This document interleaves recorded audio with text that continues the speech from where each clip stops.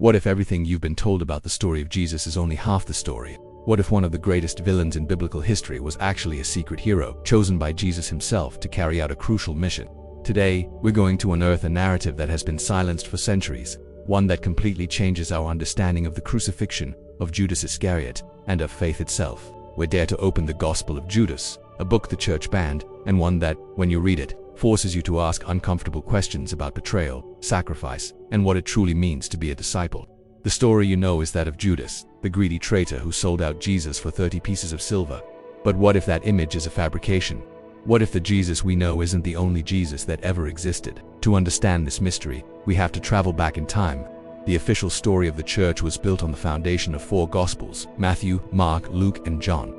But in the early centuries, Christianity was a vibrant ecosystem full of different ideas and texts. There were dozens of Gospels circulating telling radically different stories, and many of these texts, considered apocryphal or heretical, presented a very different view of Jesus' mission. We've been taught to see Judas as the embodiment of evil, the epitome of betrayal. But what if the betrayal narrative was a way of simplifying a more complex truth?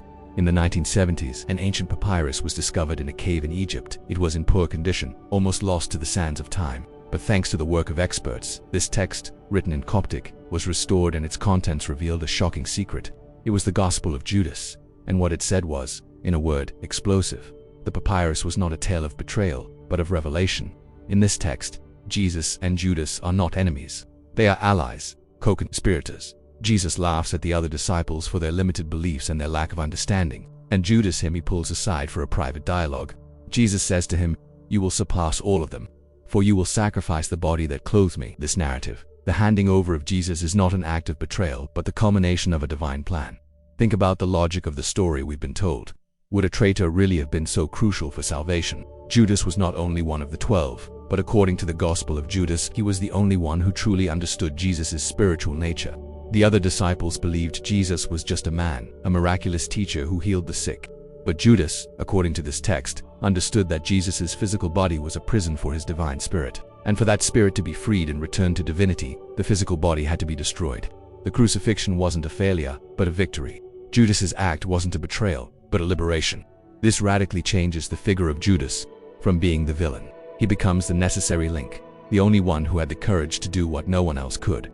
The question is, why did the church suppress this book? Why did they ensure this story was erased from our collective memory?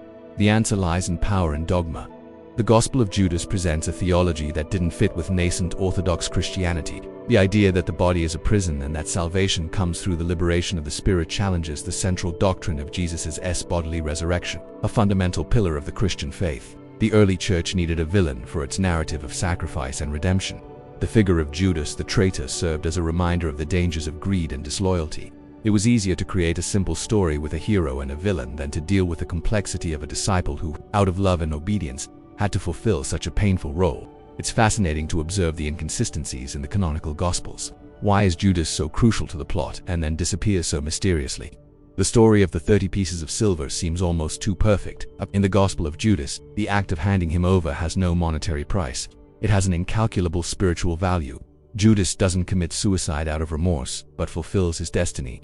The act of Judas in the official Gospels is a turning point. In the story we've been told, betrayal is the spark. But in the Gospel of Judas, betrayal is the grand finale of a millennial plan, the act that triggers victory. Let's go back to the manuscript from Egypt. This text was not written by a Jew, but by a Gnostic Christian group, the Cainites. Gnostics had a totally different view of the world than the Orthodox Church. They believed the material world was evil, created by a lesser deity, and that salvation came through secret knowledge, or gnosis.